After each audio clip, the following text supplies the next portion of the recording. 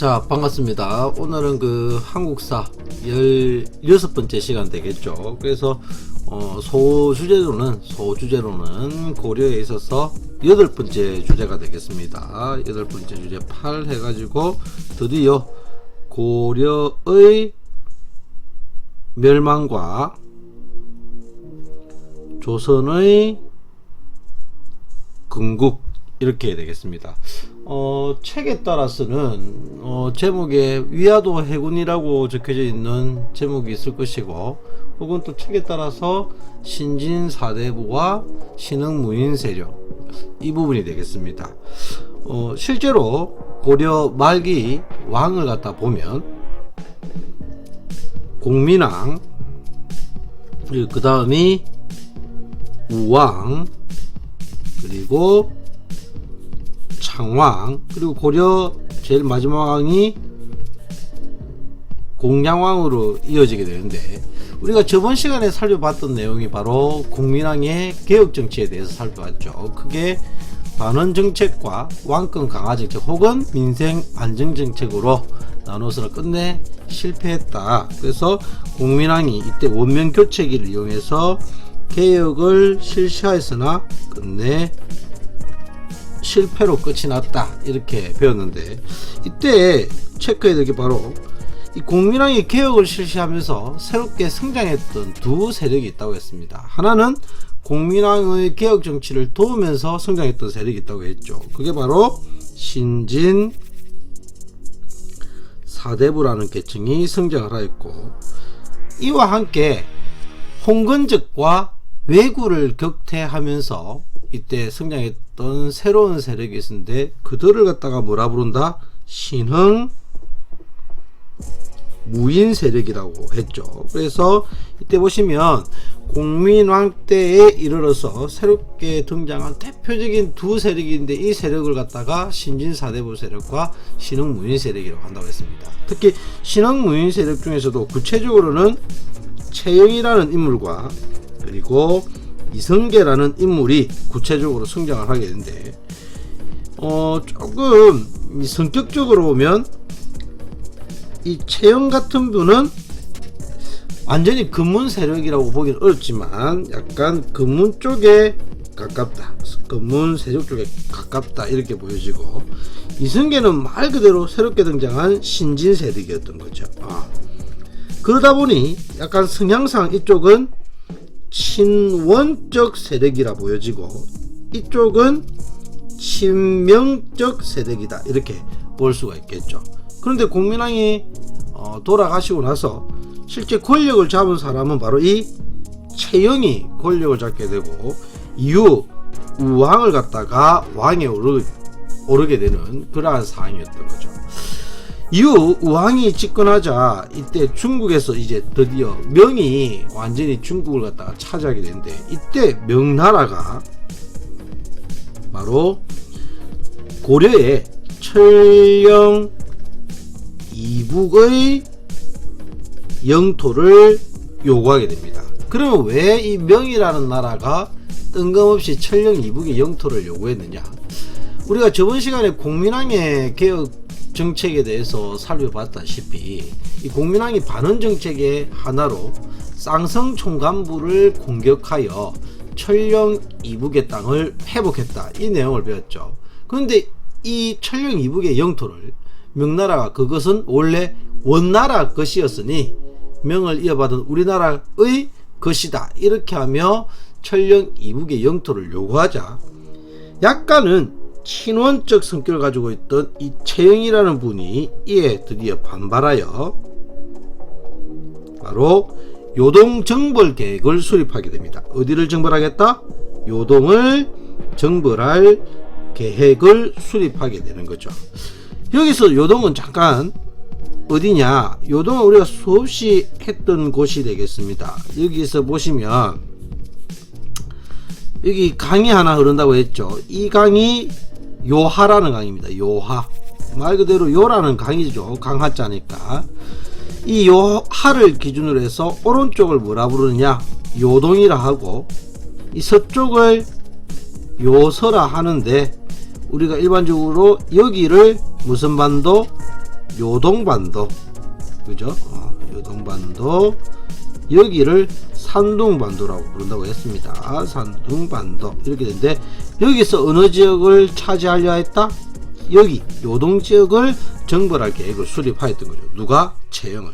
그런데 최영이 직접 요동 정벌을 하지 않고 누구를 파견시켰느냐? 바로 이 이성계라는 분을 갖다가 총사령관으로 임명하여 이 이성계를 갖다가 요동 정벌에 이제 파견을 시켰던 겁니다. 근데 뭐 여러 가지 추측이 있습니다. 왜 이성계를 갖다가 파견시켰느냐? 이성계를 갖다가 제거하기 위한 일종의 작전이다, 이렇게 되지만 실제로 또 최영이 군대를 이끌고 가려고 했다는 설도 있습니다. 그러나 우왕이 너무 말려가지고 이성계를 갖다가 대신 파견하였다, 이렇게도 기록이 있는데, 뭐 국제 정세상 실제로 어떻게 보면 요동 정벌이 가능하지 않았겠지만 뭐 여러 가지 이런 논란이 있는데, 어쨌든 이성계가 이 요동 정벌 계획 하에 파견이 되었다가 압록강을 건너던 중에 너무 폭우가 와가지고 강물이 불어나 이 압록강을 건너지 못하자 바로 이 위하도라는 섬이 있습니다.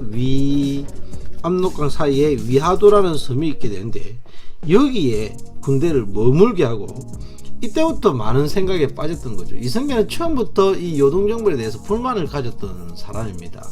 그런데 폭우를 인해서 끝내는 이 강을 명으로 건너지 못하고 압록강에 머물면서 많은 고민에 빠졌던 거죠. 그리고 이게 현실적으로 불가능하겠다, 어려움이겠다. 그래서 장고 끝에 드디어 군대를 갖다가 돌리게 됩니다. 그래서 이 군대를 돌려서 어디로 쳐들어왔느냐? 바로 개경으로 쳐들어오게 되는데, 이 사건을 갖다가 뭐라고 부르냐면 위하도 해군이라 부른 거죠. 위하도 해군이라 부른다. 자, 이거 중요합니다. 뭐라 부른다? 이 사건을 위하도 해군. 1388년에 일어난 사건이고, 이 위하도 해군을 통해서 최영과 우왕을 제거한 이성계는 이를 통해서 드디어 정치적, 군사적 실권을 장악하게 되더라. 그래서 이성계가 정치적, 군사적 실권을 장악하게 된 결정적 계기가 되는 사건이 무엇이냐? 이렇게 하면 바로 이 위하도 해군입니다.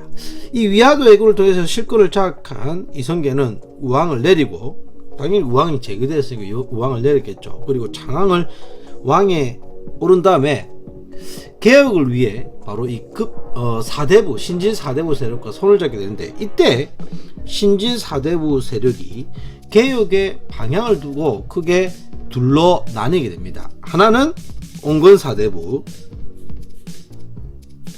하나는 급진 사대부로 이 신진 사대부가 분열하게 되는데, 온건 사대부는 말 그대로 개혁을 점진적으로 추진하자.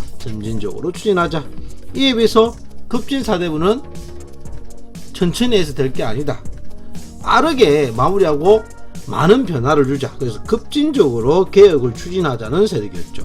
그래서 온건 사대부는 고려라는 나라를 그대로 준 채 여러 제도라든지 이런 것들을 통해서 개혁을 추진하였던 세력이었던 반면에, 급진 사대부는 아니다, 고려라는 나라를 아예 없애고 새로운 나라를 갖다가 건설하자는 쪽이 이 급진 사대부였던 거죠.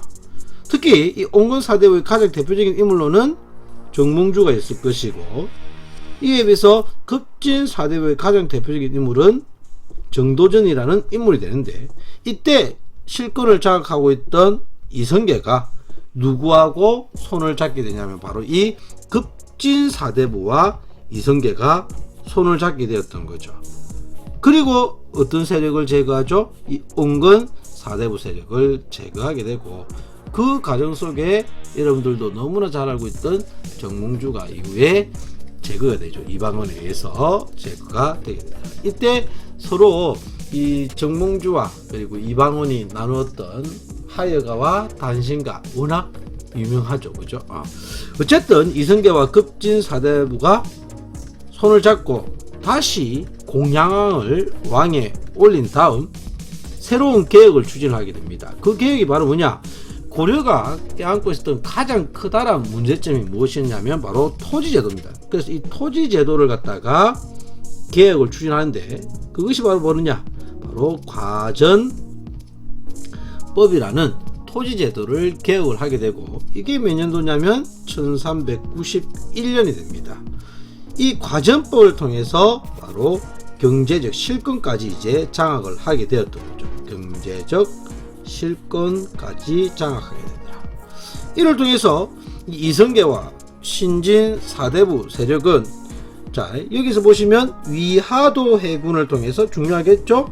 정치적 군사적 실권을 장악하였다면 이후 이성계와 급진 사대부가 손을 잡고 과전법이라는 토지제도 개혁을 통해서 경제적 실권까지 장악하게 됩니다.